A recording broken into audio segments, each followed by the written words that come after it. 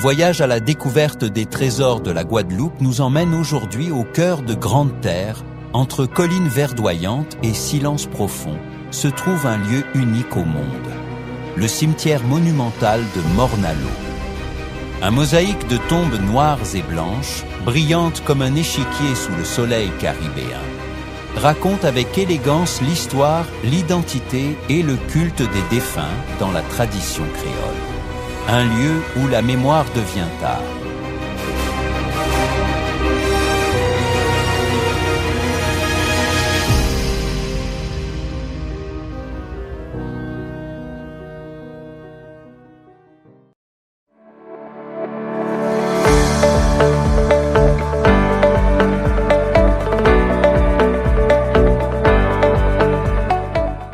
Bienvenue dans Les Trésors de la Guadeloupe, la chronique hebdomadaire animée par Stefano de Enjoy Guadeloupe. Chaque semaine, partez avec nous à la découverte des richesses culturelles, naturelles, historiques et gastronomiques de cet archipel unique des Caraïbes. À travers des rencontres authentiques, des histoires locales et des lieux parfois méconnus, Stefano vous emmène au cœur de la Guadeloupe pour mettre en lumière ceux et celles qui font vibrer l'île avec leur passion, leur savoir-faire et leur attachement à leur territoire. Du rhum d'exception aux traditions créoles, des paysages volcaniques aux plages de sable fin, des artistes aux agriculteurs engagés, les trésors de la Guadeloupe vous invitent à écouter, ressentir et aimer la Guadeloupe autrement. Abonnez-vous pour ne rien manquer. 10e épisode. Morne-à-l'Eau, le noir et le blanc de la mémoire créole.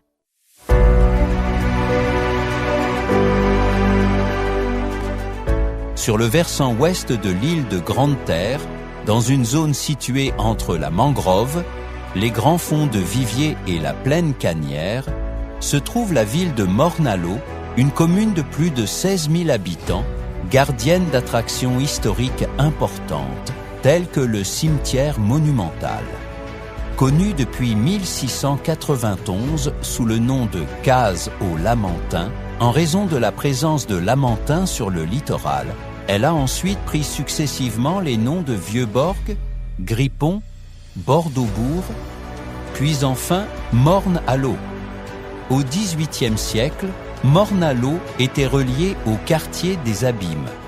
Mais le véritable bourg se situait à Vieux-Borg, en face de la réserve marine de Grand Cul-de-Sac marin, un port important pour l'accostage des bateaux transportant le sucre vers d'autres destinations. La présence de nombreuses habitations dans la localité adjacente de Grippon a progressivement déplacé le bourg vers cette partie haie de Grande Terre. Et en 1827, à la suite de la construction du canal de retour, il prit le nom de Bordeauxbourg.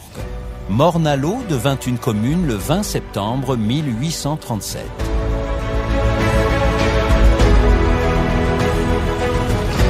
Mais Morne-à-l'Eau, comme mentionné, se distingue surtout par la présence de l'un des monuments historiques les plus importants et emblématiques de la Guadeloupe, le cimetière monumental. C'est précisément ce site de culte majeur que nous allons découvrir aujourd'hui. Classé en 2015 monument d'intérêt historique de la Guadeloupe, le cimetière reflète la culture locale caractérisée, à travers les siècles, par le mélange des nombreuses populations qui sont venues s'installer dans ce coin des Caraïbes. Disposé en amphithéâtre sur le flanc d'une petite colline, il se distingue par la présence de tombes recouvertes de carreaux de faïence blancs et noirs, ressemblant à de grands échiquiers, dont certaines pierres tombales sont ornées de toits en pente et de terrasses. Le noir représente le deuil dans les pays occidentaux, tandis que le blanc symbolise le deuil dans certains pays d'Afrique et d'Asie.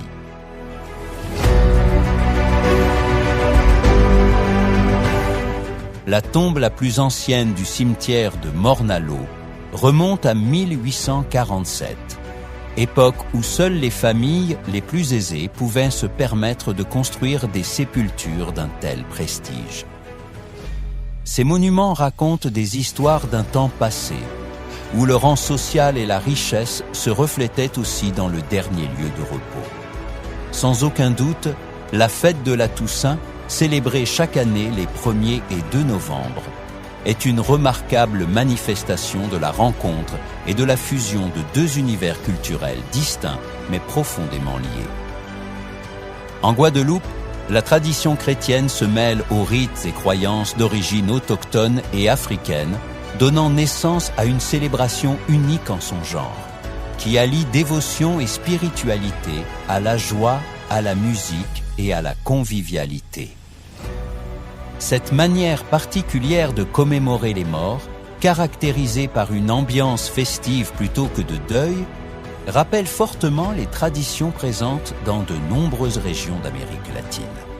À cette occasion, les familles s'emploient avec soin et respect à repeindre et nettoyer les tombes de leurs proches, les décorant de fleurs fraîches et de bougies scintillantes.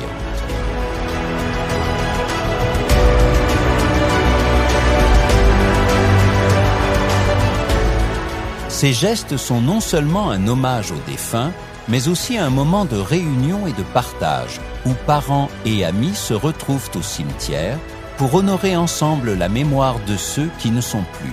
La célébration se transforme ainsi en un événement collectif, où le souvenir se mêle à la vie, et la mémoire se renouvelle à travers la chaleur des liens familiaux et la joie de la communauté.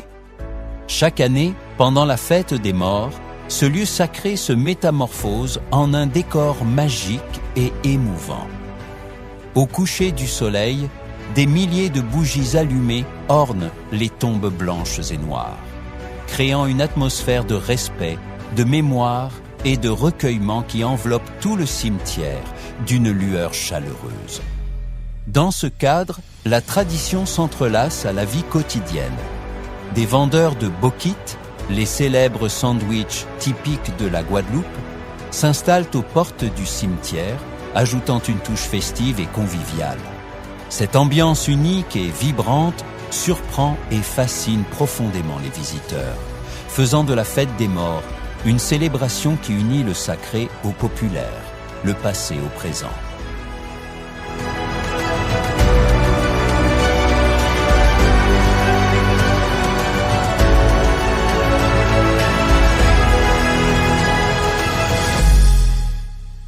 Merci d'avoir écouté les trésors de la Guadeloupe.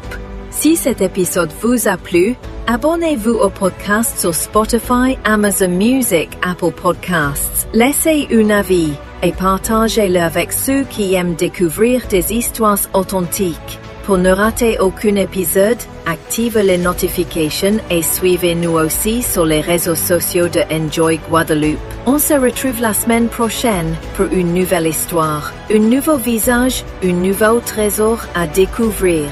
À très bientôt depuis cette splendide île des Caraïbes.